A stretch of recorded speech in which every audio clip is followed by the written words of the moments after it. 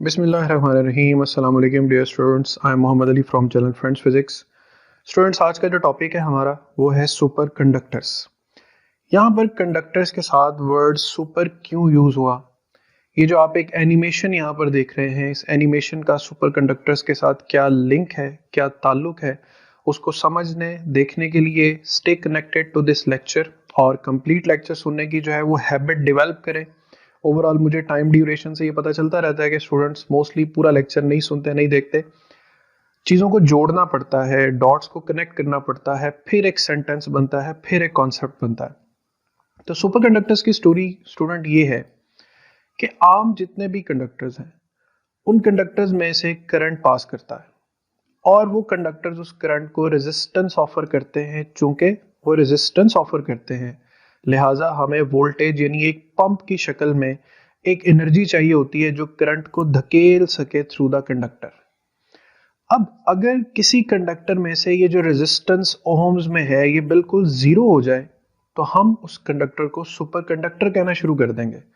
और चूंकि हमें रेजिस्टेंस ऑफर नहीं होगी तो फिर हमें वोल्टेज सोर्स की भी जरूरत नहीं पड़ेगी। लेकिन ऐसा कैसे होगा, उसके लिए हमें सबसे पहले कंडक्टर्स को समझना है। Students, conductors are made up of atoms. Conductors चूंकि एटम से बनते हैं, एटम्स के वाइब्रेट करने से रेजिस्टेंस क्रिएट होती है इलेक्ट्रॉन्स के फ्लो को। जितना स्पीडीली एटम्स वाइब्रेट करेंगे उतनी ज्यादा रेजिस्टेंस जो है वो कंडक्टर ऑफर करेगा इलेक्ट्रॉन्स को। सो हम इस मोशन ऑफ एटम्स को टेम्परेचर की मदद से कंट्रोल कर सकते हैं, स्पीड अप भी कर सकते हैं, स्पीड डाउन भी कर सकते हैं। जैसा कि हम सब जानते हैं कि कंडक्टर्स के लिए resistance directly proportional to temperature होती। सो अगर हम टेम्परेचर ऑफ कंडक्टर बढ़ाएंगे तो उसकी रेजिस्टेंस बढ़ेगी यानी एटॉमिक वाइब्रेशंस स्पीड अप हो जाएंगी। लेकिन अगर हम टेम्परेचर को कम करेंगे, रिड्यूस करेंगे तो रेजिस्टेंस भी कम होगी। यानी एक डायरेक्ट रिलेशन है बिटवीन रेजिस्टेंस एंड टेम्परेचर। सो अगर हम टेम्परेचर को इतना लो कर दें कि एटॉमिक वाइब्रेशंस ना होने के बराबर हो जाए या जीरो हो जाए तो फिर ऑब्वियसली आप समझ सकते हैं कि जब वाइब्रेशन ऑफ एटम्स नहीं होगा तो फिर किसी किस्म की भी रेजिस्टेंस ऑफर नहीं होगी। लेकिन क्या हम 0 केल्विन पर इस चीज का इंतजार करेंगे कि अगर टेम्परेचर जीरो हो तो रेजिस्टेंस भी जीरो हो? ये टेम्परेचर एब्सोल्यूट स्केल में आपने केल्विन स्केल में यूज करना है। तो स्टूडेंट्स, सोचने वाली बात यह है कि हम 0 केल्विन तो अटेन ही नहीं कर सकते फिजिकली। तो फिर जहन में रखें कि नेचर में कुछ ऐसे मटेरियल्स हैं जो एलॉयज हैं जिनका टेम्परेचर अगर रिड्यूस करना शुरू किया जाए तो ये एक सेंटेंस सबसे पहले पॉइंट नंबर 1 से स्टार्ट करना है कि materials whose resistivity drops down to zero below a certain temperature are called super conductors. अच्छा, नॉर्मली तो ये होगा कि टेम्परेचर कम करेंगे तो रेजिस्टिविटी भी कम होती जाएगी और जहां पर टेम्परेचर जीरो हो जाएगा वहां पर रेजिस्टिविटी भी मिनिमम हो जाएगी। बट जो सुपर कंडक्टर्स होंगे उनका बिहेवियर स्टूडेंट्स ये होगा कि उनका टेम्परेचर कम कर रहे हैं, रेजिस्टिविटी भी कम हो रही है, लेकिन लेकिन लेकिन किसी एक सर्टेन टेम्परेचर पे आके जो अभी 0 केल्विन नहीं है उस मटेरियल की रेजिस्टिविटी सडनली जीरो हो जाएगी। अब resistivity zero means resistance zero, resistance zero तो the conductor has now become a super conductor. Students, ऐसे बिहेवियर की सबसे पहली डिस्कवरी 1911 में कमिर्लिंग ऑन्स ने मरकरी को लो टेम्परेचर पर उसकी इलेक्ट्रिकल प्रॉपर्टीज चेक करते हुए ऑब्जर्व किया कि जब टेम्परेचर 4.2 केल्विन यानी अभी टेम्परेचर जीरो नहीं हुआ but resistivity suddenly drops down to zero, so that material was defined as a super conductor.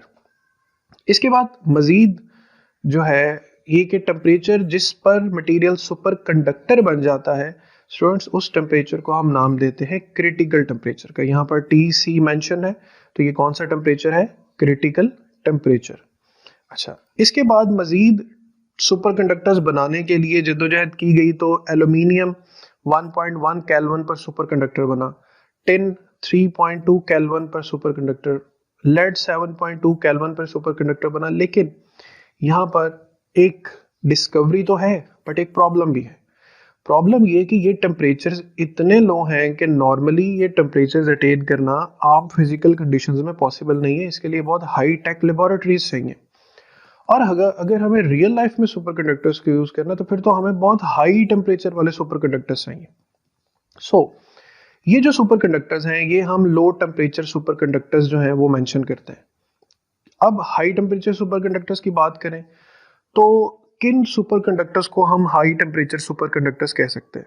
Students, वो सुपर कंडक्टर्स या वो मटेरियल्स जो नाइट्रोजन के बॉइलिंग पॉइंट से ऊपर ऊपर सुपर कंडक्टर बन जाएं या उनका जो क्रिटिकल टेम्परेचर है वो 77 केल्विन से अबव हो, उन्हें हम कहेंगे सुपर कंडक्टर।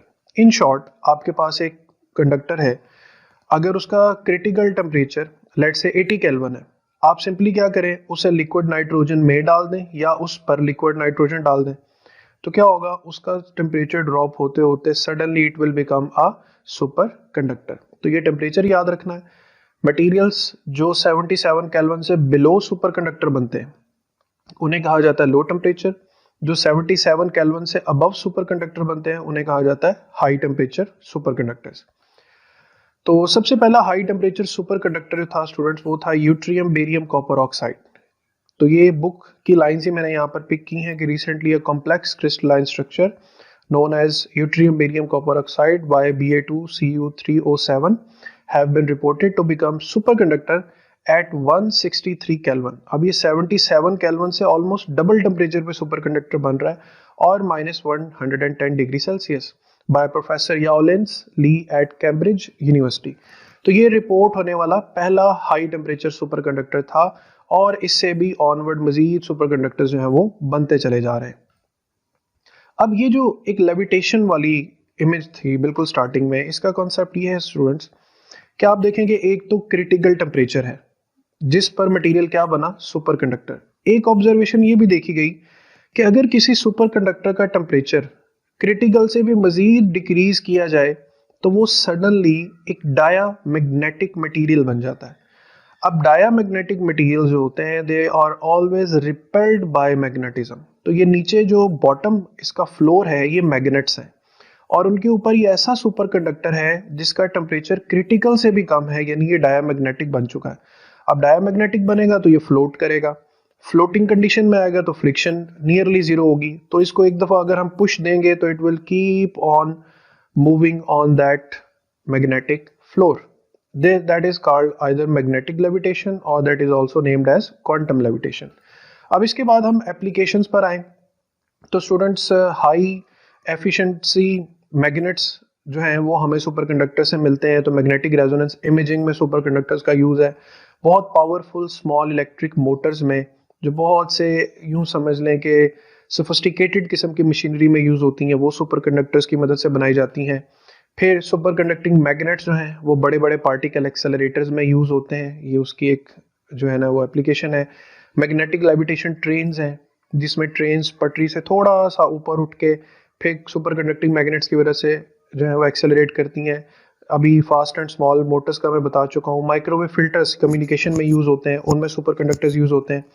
फिर super conducting quantum interference device, ये आपके बुक पे एक साइड इन्फॉर्मेशन भी है और ये information as an MCQ board में आ भी चुकी है कि ब्रेन से वीक मैग्नेटिक सिग्नल्स को डिटेक्ट करने के लिए भी एक मशीन बनती है जिसे स्क्विड कहते हैं। स्क्विड का एब्रीवेशन बुक पे नहीं लिखा हुआ, यहाँ से आपने नोट कर लेना। Super conducting quantum interference device क्या काम करती है, ये ब्रेन के वीक मैग्नेटिक सिग्नल्स को डिटेक्ट करने में मदद देती है और ट्यूमर्स वगैरह डिटेक्ट करती है। और इसी के साथ क्वांटम कंप्यूटिंग, अभी लेटेस्ट जो नए कंप्यूटर्स आने वाले हैं स्टूडेंट्स मार्केट में, जो दुनिया का नक्शा ही बदल के रख देंगे, यानी जिनकी प्रोसेसिंग जो है वो नाकाबिले यकीन हद तक तेज़ है, वो क्वांटम कंप्यूटर्स हैं। और क्वांटम कंप्यूटर्स के मेन पार्ट्स में आते हैं सुपर कंडक्टर्स। तो that's all about from today students. अपना ख्याल रखिएगा, अगले लेक्चर में जल्द हाजिर होंगे। अल्लाह हाफिज़।